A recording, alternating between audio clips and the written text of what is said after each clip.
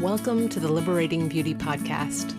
I'm Rebecca, your host, and together we'll explore the spirit of beauty, how beauty invites new possibilities, enlivens us to inhabit our innate creativity, and connects us more deeply with ourselves and with each other.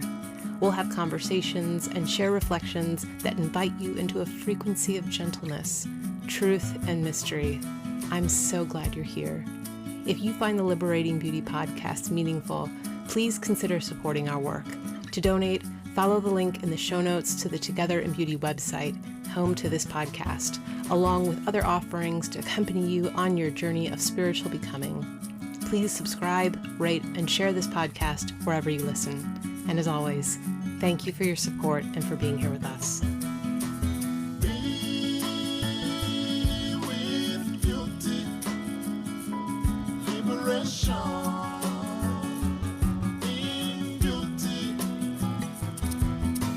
Welcome back, everyone, to the Liberating Beauty Podcast. I'm really glad to have you here with me today as I attempt to get under a phrase or a feeling that I have experienced so many times in my life, which is about this idea that I should have known something by now.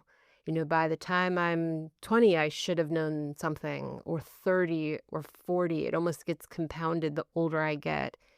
And it's this feeling of how is it possible that I haven't learned this lesson yet?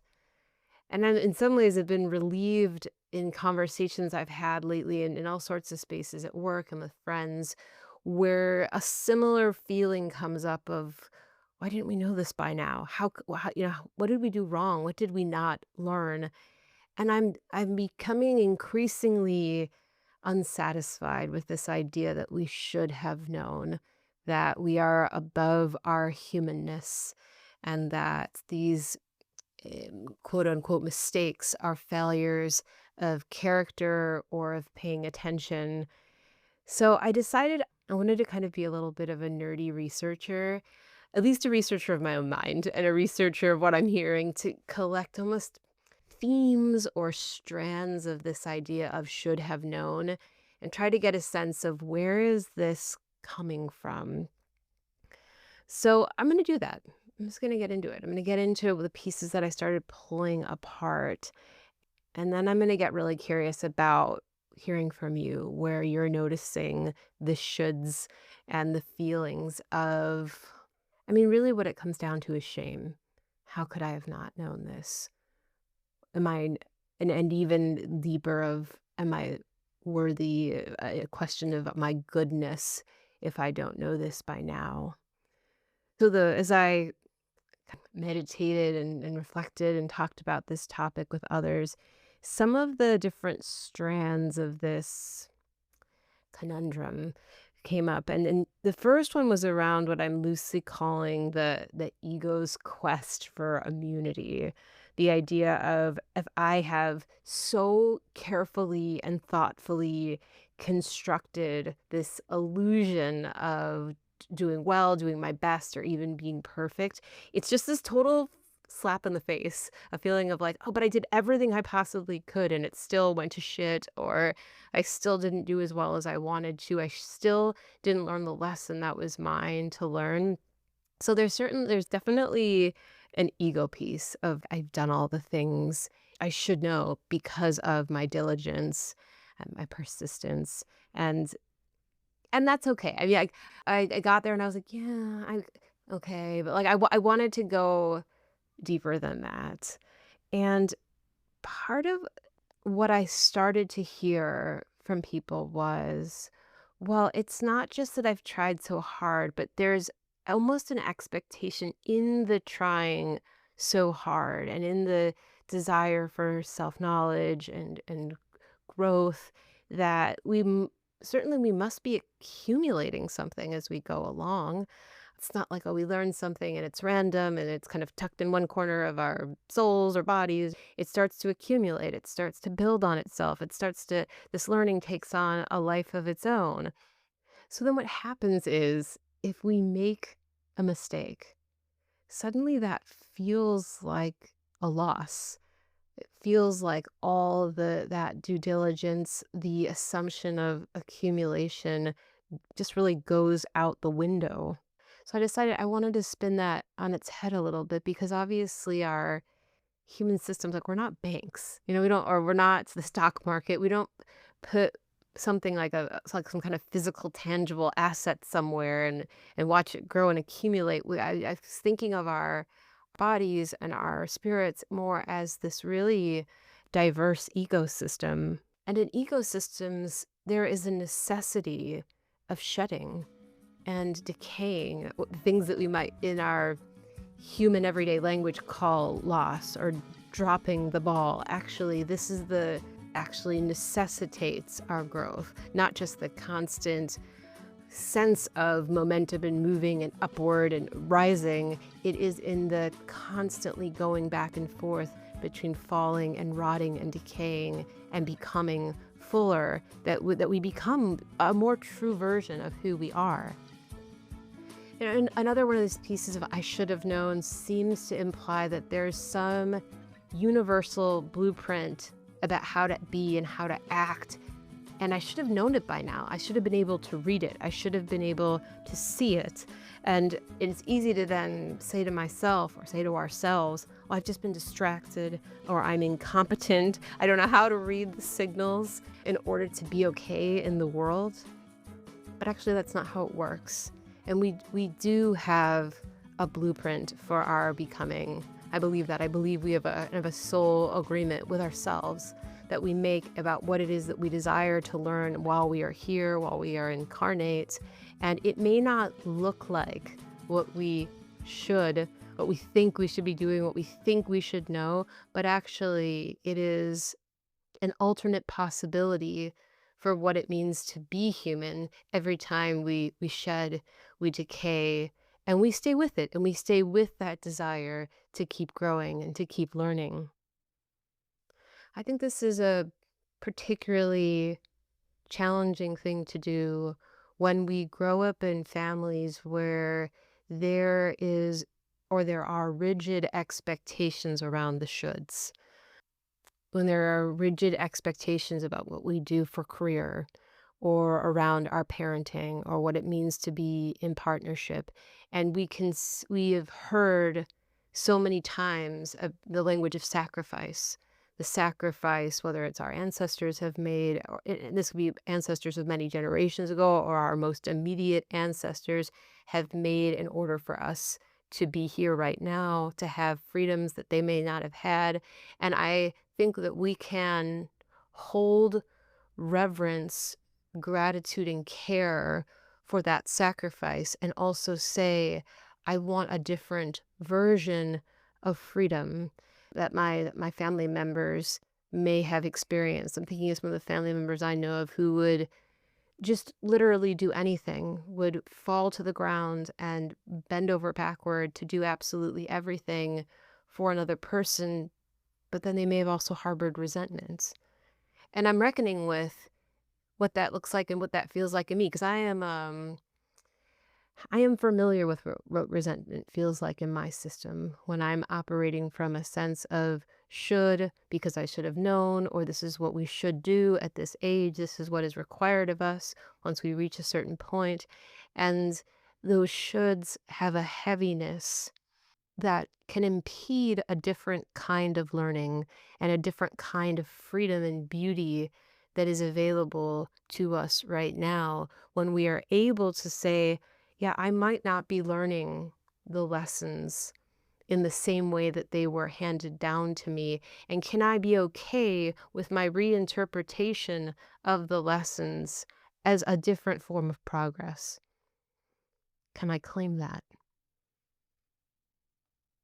There's also a piece here about what's the risk or what's the danger of never failing or never falling or never shedding or decaying, never being a mess. What's the risk involved when we do all the things that we think we should have done, that is expected of us by a certain age? What additional risks do we invite into our system when we say, There is only one way to be.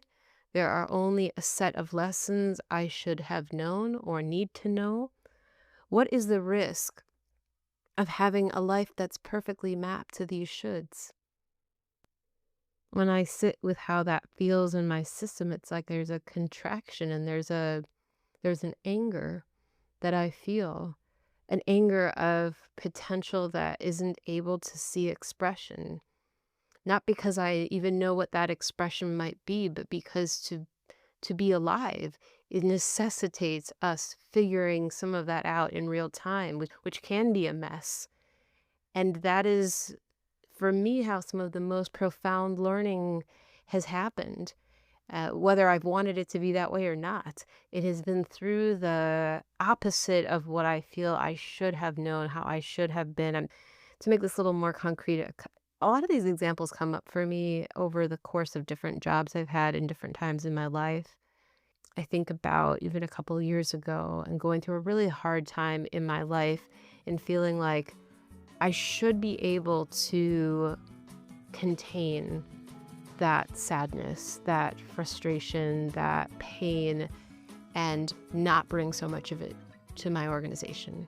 Even though it's in an organization that welcomes that, it's like sometimes it feels like I don't know where the line is for what's okay and what's not okay. And I should have learned, I should have understood by now where that line rests. And I still don't. And I kind of beat myself up for that. And because I think to myself, well, I was confused about that 10 years ago. How is it possible that I'm still reckoning with that question of how much of myself can I be? So yeah, I'm just continuing to sit with what gets under that feeling of the should. What is it that in me makes my it makes my stomach cramp up or my arms get really tense? What is it that sends a signal back to myself that where I am, when I am being authentic as I possibly can, triggers this feeling of I've somehow violated an expectation because I should have known by now what it means to be, whether it's 25, 38, 41, where that's come from. And I think perhaps more than anything, the biggest barrier to feeling that we are okay as we are, where we are, more and more comes back to a question I ask myself, which is, can I love who I am at this moment in my journey, right here, right now? Can I love the decay? Can I love the mess? Can I love the flaw without fear that in loving reality that's somehow giving up on a desire to keep growing? Because when I can love myself and reality that moves through my being as it is right now, I can more easily say, that was hard for me to experience that interaction with another person in the way that it went. I wish it was easier. I wish I had a way of expressing myself differently, but it's okay. This being human is so hard. I wouldn't wish it to be different, and I feel wildly optimistic, but can I be patient? Can I be tender with my humanness as I figure it out? I had a colleague the other day who said I thought a really beautiful thing on the idea of being human. And she said to be human is to make choices and to live with them. Can I live with the choices that I make? Can I live with the things that I might call mistakes or society might call mistakes and recognize the necessity of them in becoming a more honest representation of who I actually am? So I want to leave you with a reflection for this week, as I love to do. What does it feel like to say, I am in the middle of becoming who I am? If we're alive, we're in the middle of it. And maybe that's the thing, that life is this perpetual middle. You are born and you die as these bookends, and everything else is middle. And I don't know that I've ever thought about this before, but this idea of like middle life, midlife. Well, isn't everything midlife? Isn't everything this extended middle? That feels so freeing. If the whole thing's the middle, then we have so much room to play and to learn and to grow. So maybe I'll leave you with this, a wish for playfulness and a wish for gentleness as you move through the middle of being in this world, and a wish for, tenderness, real tenderness toward yourself and toward others, because I think that's what we're here to do.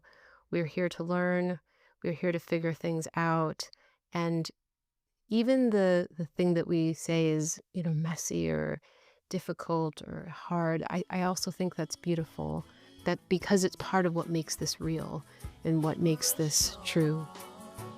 Till next time, take care.